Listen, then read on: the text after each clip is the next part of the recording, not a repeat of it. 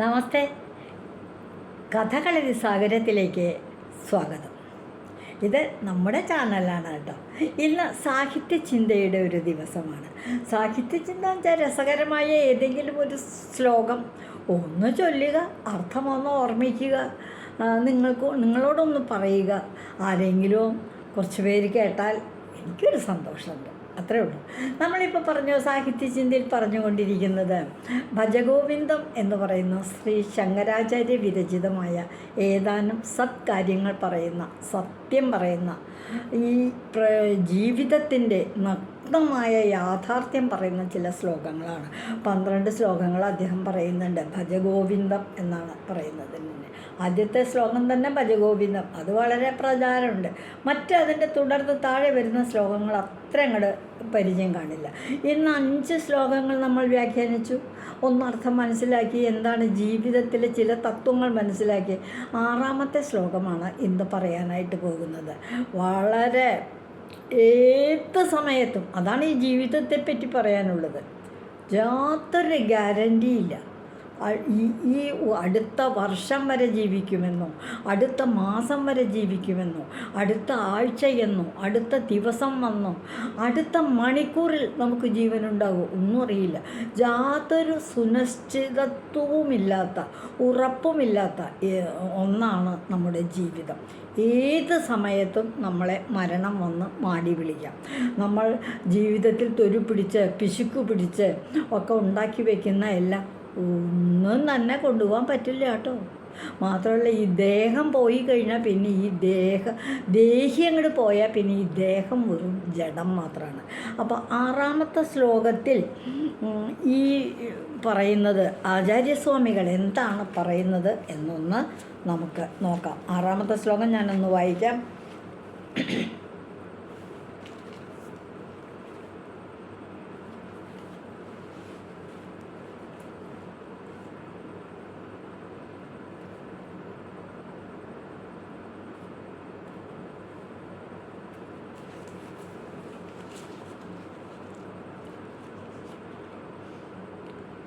യാവൽപവനോ നിവസതി ദേഹേ, യാവൽപവനോ നിവസതി ദേഹേ എന്ന് പറഞ്ഞാൽ ഏതൊരുത്തൻ്റെ ശരീരത്തിലാണോ ജീവൻ നിലനിൽക്കുന്നത്, താവൽ പൃച്ഛതി കുശലം ഗേഹേ.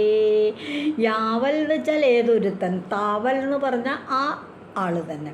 അപ്പം യാവൽ പവനോ നിവസതി ഗേഹേ, ആരുടെ ശരീരത്തിലാണ് ജീവൻ നിലനിൽക്കുന്നത്, താവൽ പൃച്ഛതി കുശലം ഗേഹേ, അയാളെപ്പറ്റി വീട്ടിൽ സംസാരങ്ങളുണ്ടാകും, കാര്യങ്ങൾ അന്വേഷിക്കും, പല കാര്യങ്ങളിൽ അയാളെ ഉൾക്കൊള്ളിക്കും, അയാളോട് ആലോചിക്കും, അയാൾക്ക് വളരെ മാന്യത നൽകും. ഇതൊക്കെ എപ്പോഴാണ്?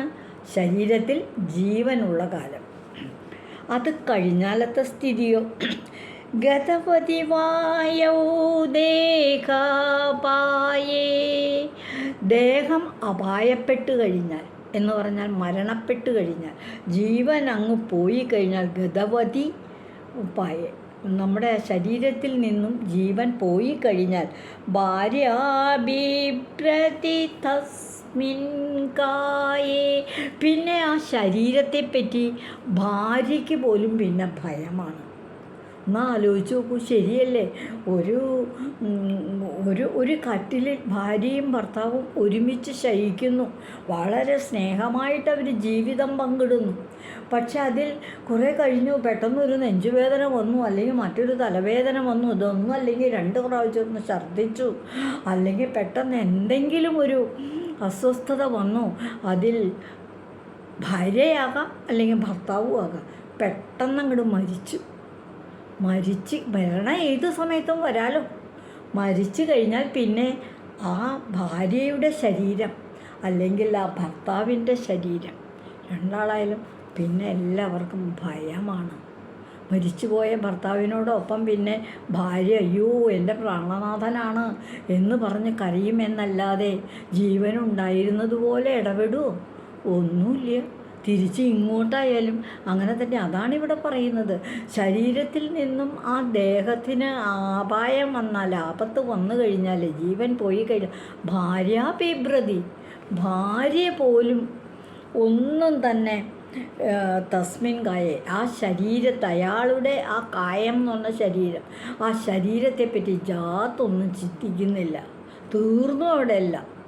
അപ്പോൾ ജീവൻ നിലനിൽക്കുന്നിടത്തോളം മാത്രമേ, നമ്മൾ ജീവനോടെ ഇരിക്കുമ്പോൾ മാത്രമേ നമ്മുടെ ഭവനത്തിൽ നമുക്ക് മാന്യതയുള്ളൂ. ജീവൻ പോയി കഴിഞ്ഞാൽ പിന്നെ ഭാര്യ പോലും നമ്മുടെ ശരീരത്തെപ്പറ്റി, നമ്മളെപ്പറ്റി ചിന്തിക്കുന്നില്ല എന്നാണ് ആചാര്യസ്വാമികൾ ഈ ഒരു ശ്ലോകത്തിലൂടെ നമ്മളെ പറഞ്ഞ് മനസ്സിലാക്കുന്നത്.